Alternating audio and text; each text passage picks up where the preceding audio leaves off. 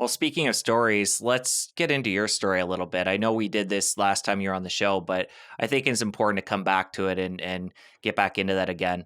And let's even go a little bit further back. Let's talk about growing up in Athens. What was your childhood like? I feel incredibly blessed, Jesse, because I had the most amazing mother. My sister and I, lived in a one-bedroom apartment in Athens, Greece. We didn't have money, and my parents had separated. But my mother had this incredible sense of life being an adventure. And she always made us feel that we could take risks, we could aim for the stars, and that if we failed, no big deal. She wouldn't love us anymore. We could try again. In fact, she used to say failure is not the opposite of success, it's a stepping stone to success.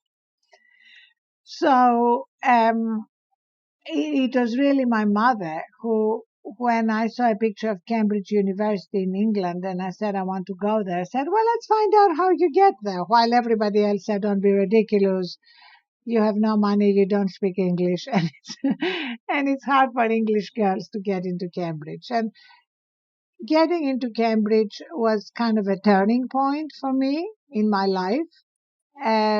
Because everything good that happened after that, in terms of my writing my books and moving to the States and launching the Huffington Post and then Thrive, was made possible by this one pivot in my life. And as a young girl, what were your plans of becoming when you got older? You know, I wanted to be a journalist when I was a little girl, and then at Cambridge, I was asked, because of a debate I did on the changing role of women, to write a book on the changing role of women. So that's how accidentally I became a writer at 23. And that's kind of an interesting thing for all of us to remember, that life is a dance between making it happen and letting it happen. Sometimes some of the best things that happen in our life are not things that we actually made happen, but they came to us. Don't you find that? If you look back on your life, it's a mixture. I mean, that's not against hard work. I've always worked hard and I love my work, but it's also being open to opportunities and possibilities that come our way without us having created them. And when it comes to your journey and the different directions you've taken over the years, how big of a part is intuition and your gut feeling when you're making those decisions? Oh, it's very important. I'm sure for you too, Jesse. That's why I find that when we don't take time to recharge and invest in our own well-being and instead are running on empty, we are much less likely to be connected with our intuition, to notice, red flags, or um, be very connected to what is happening. So for every reason, when we are connected to our own wisdom and strength and resilience, our decisions are so much better. Let's talk about coming over to the US. What age was that? And what brought you overseas? So after I graduated, I spent, um, 7, 8 years in London writing books and doing journalism. And actually, what brought me to the US was the fact that I wanted to escape a relationship, Jesse. I was in love with a man who was twice my age and half my size, I say.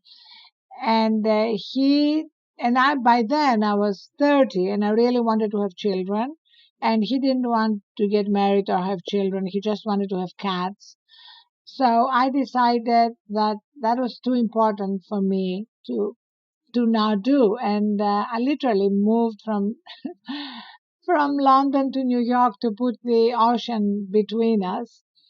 And that's another thing, how often we make tough decisions, but this led to a lot of very good things happening. At the time, it was a big heartbreak. Another thing to remember, that sometimes heartbreaks lead to some of the best things that happen in our lives. And when you came over to the US, did you come with anybody, your sister, your mother? And did you know anybody in New York? My sister and my mother, and then, yes, I had a book about to be published by Simon and Schuster, a biography of Maria Callas, the opera singer.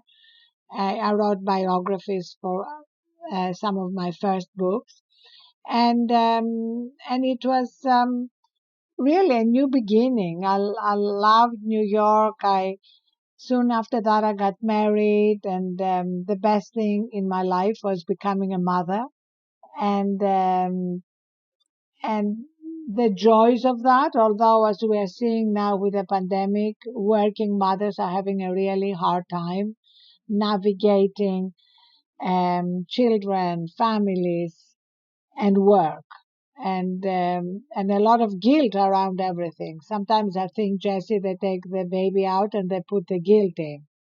Yeah, I hear what you're saying. And for you, when you became a mother, where were you at along your career?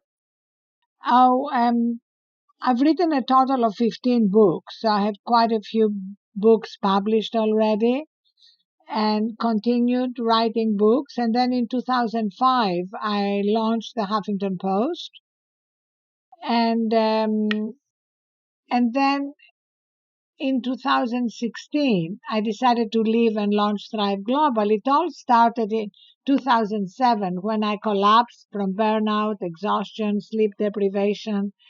And that was my wake up call. I started covering all these issues um, on the Huffington Post. And by 2016, I realized that I didn't want just to help people raise awareness around sleep or food or all the issues that you cover in your work, Jesse. I wanted to help people change behaviors because I had started getting a lot of people coming to me after my book on sleep came out, for example, saying, I get it, I understand, I need to get more sleep, but how do I do it? So Thrive Global is really a behavior change technology company to help people through these micro steps that we write about in the book change their behaviors, because 45% of our daily lives are based on our behaviors. So if we can change our behaviors through these micro steps, we truly change our lives.